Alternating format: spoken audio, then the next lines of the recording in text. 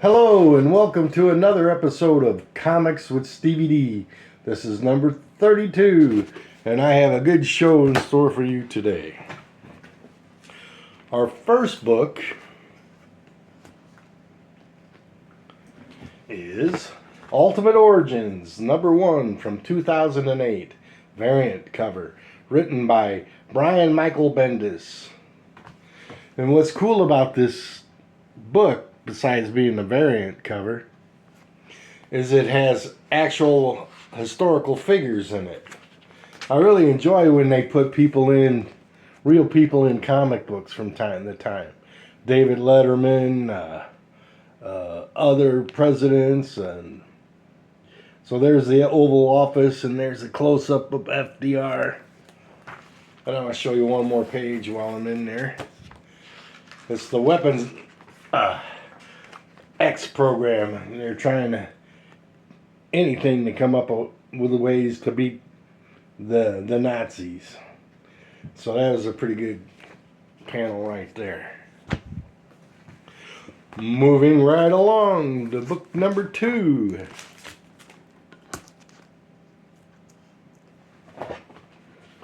The End, Fantastic Four number 2 from 2007. Story and pencils by Alan Davis. This is a terrific cover featuring the Human Torch, Johnny Storm. He is so well drawn. Flame on. I'm going to bring him in close so you can see the details in his face. It's a really cool cover and I really enjoy it.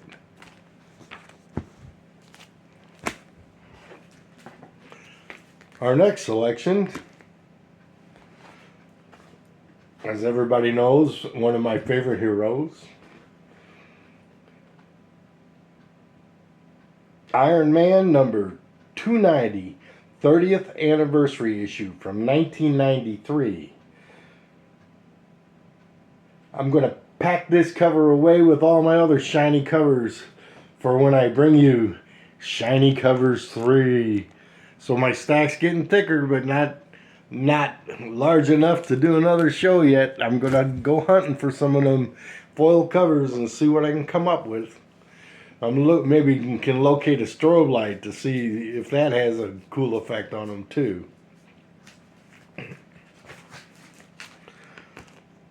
For you X-Men fans out there, here's an X-Men Annual number 8. A Chris Claremont script. And I want to point out the way Wolverine is drawn. Right there where my finger is. He looks like a little kid. His claws are out and they're black, but you can't hardly notice them. And he looks like he's about 10 years old. He doesn't look menacing like the Wolverine typically does. So it's the annuals. It always seems like they just threw stuff together at the last minute to put out an annual. But not always. Some of them are good. But a lot of them seem that way to me. And here's another one of my top 5 heroes. The Silver Surfer, number 79 from 1993. And I like the Silver Surfer and I like comic book collecting, but there's one thing that really aggravates me. When they put Scotch tape on the backs of the books. You know, I have messed up books where that tape gets caught and scars the cover. So when you pull them out, it ruins the bags, and you have to replace the bags. So I went to the store, and I got me an X-Acto knife, but it's a little different. You press it out, and it's like a switchblade when it retracts. If I can get it to do it. There you go. So you want to have a lot of control over your books so you don't damage them. So that's why I'm starting to use this thing. See how easy I got that cover off? Or that tape separated and no damage to the book. So Watch out, Stevie D has a switchblade. X-Acto knife. Alright, moving on. Here's a really interesting Iron Man book. Okay. Issue number 152 from 1981. This Elliot Brown and Bob Layton cover showing the stealth armor in its first appearance. And so Tony Stark, being the inventive genius that he is always tweaking his suits and making dozens and dozens of variations on his armor, which I really like this one. And I like how he's superimposed over the city. That's cool. The creative abilities of these artists and writers is just tremendous. All right, back to the X-Men fans out there.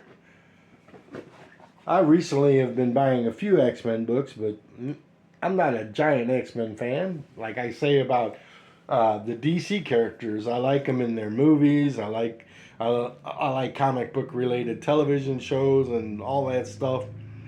But you know, my big collection was on Iron Man, Captain America, the Avengers, West Coast Avengers, and various titles, miniseries, and stuff like that. But I'm going to pick up a few X-Men titles from here and there to please the X-Men people out there in the audience.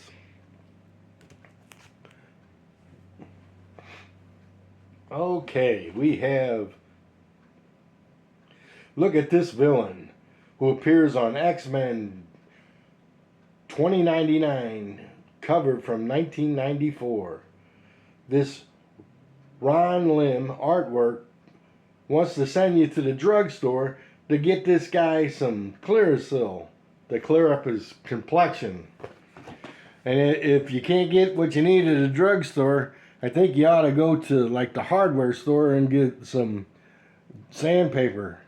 That might even help. But I kind of doubt it. From one ugly villain to another. Here we go. What we have is X-Force number 60 from 1996. Here they are in the Mojo world in a technological nightmare located in another dimension. This guy has similar problems to the other book, but at least he takes really good care of his teeth. Look at the choppers on that guy. Bumbles from Rudolph has nothing on this guy. And before I show you the last book, I just want to dedicate this episode to Tracy, my better half, and mother of my children, and great grandma. She's got a get together tomorrow for October birthdays and Halloween, since my one son lives in St. Louis and my other son lives in Lake of the Ozarks, and I live somewhere in the middle. So we're meeting to have the Halloween and the birthday festivities. I got 3 pumpkins every year. We carve pumpkins and make pumpkin seeds and have fun. The kids are little, from 3 to 7 to 10, and then I got a 16-year-old that just got a driver's license, and a baby on the way, a little girl, the first one. So I'm happy about that. And finishing up the show is a beautiful painted cover of Iron Man.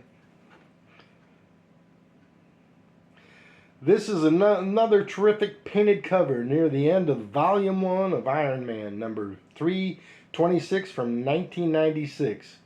George Pratt did the cover art depicting a teenage Tony Stark. So, that's, if you take away the trade dressing and all the words, you could put that in a museum. It's such a good painting. And he's if you notice his face,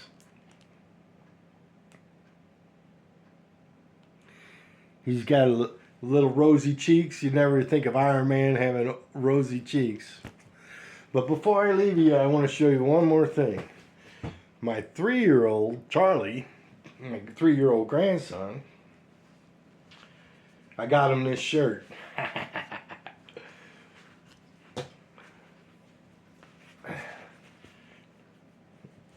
And it glows in the dark. So when I do have my Shiny Covers 3, I'm going to put this under the light and see what I can do with it. So, Charlie, you don't know you're getting this, and I don't think you're surfing the web yet, but there you go, buddy. I hope you enjoy it and can't wait to see you wearing it. So with that, I want to say goodbye and enjoy your comic book collecting and all your hobbies, and this season coming up of holidays, Thanksgiving and Christmas. I want to wish everybody out there the best of all. So take care.